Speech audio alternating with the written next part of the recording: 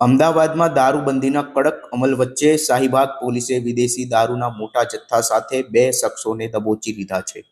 પોલીસે લાખોની કિંમતનો મુદ્દામાલ જપ્ત કરી કાયદેસરની કાર્યવાહી હાથ ધરી છે.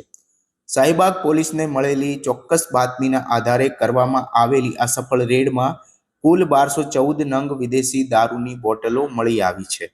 આ કાર્યવાહીમાં પોલીસે બનાસકાંઠાના ધાનેરાના વતની આયદાનભાઈ રબારી અને અસારવા વિસ્તારના યોગેશભાઈ પટેલની ધરપકડ કરી છે. પોલીસે દારૂના જથ્થા સહિત કુલ 3,50,530 રૂપિયાનો મુદ્દામાલ કબજે કર્યો છે.